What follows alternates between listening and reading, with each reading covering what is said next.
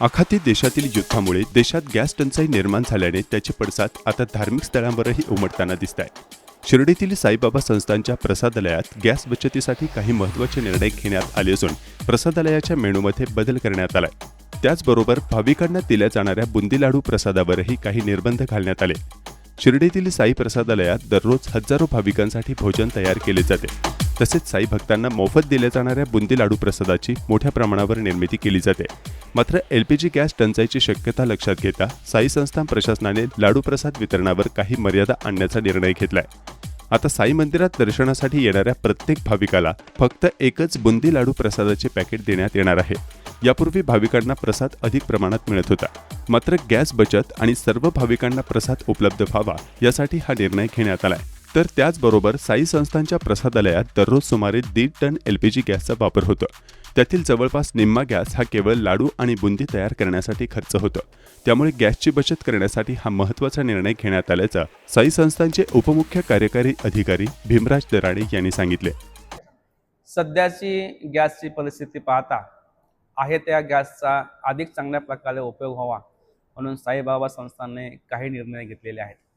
त्यामध्ये श्री साई प्रसादालयामध्ये आता आपण 2 भाज्याऐवजी 1 भाजी आजपासून सुरू केलेली आहे.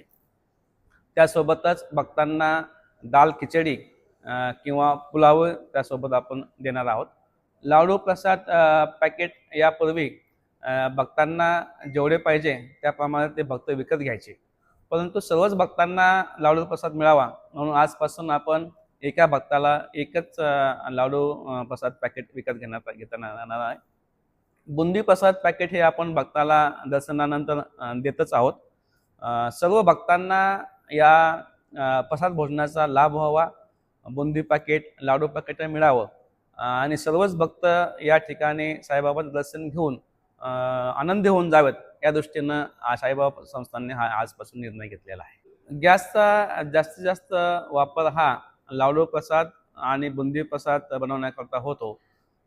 त्यामध्ये बचत व्हावी म्हणूनच आपण आजपासून लाडू प्रसाद जो कमी केलेला आहे.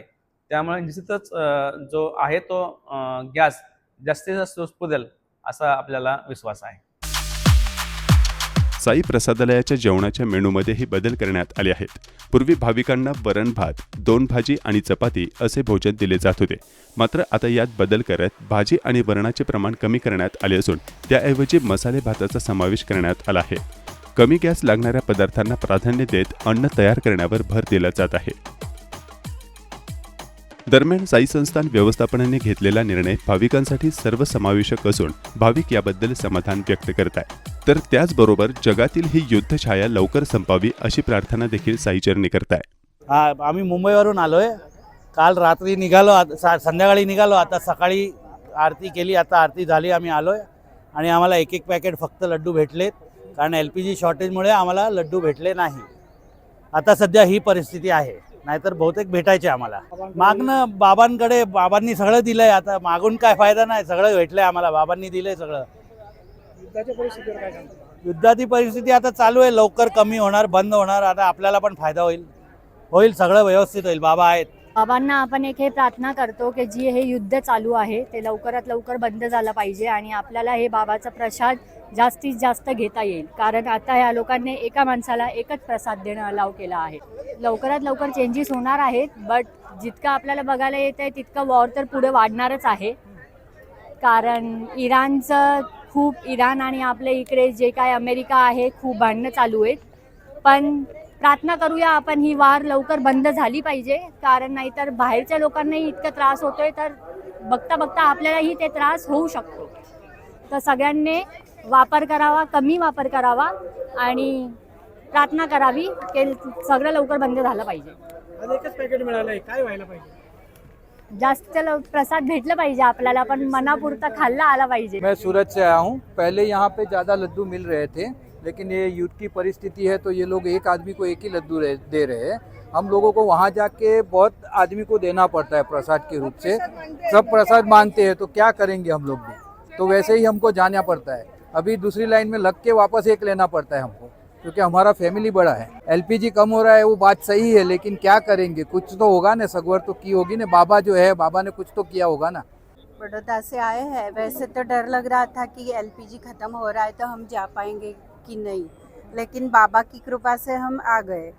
यहाँ प्रसाद एक पर्सन को 1 लड्डू मिलता है।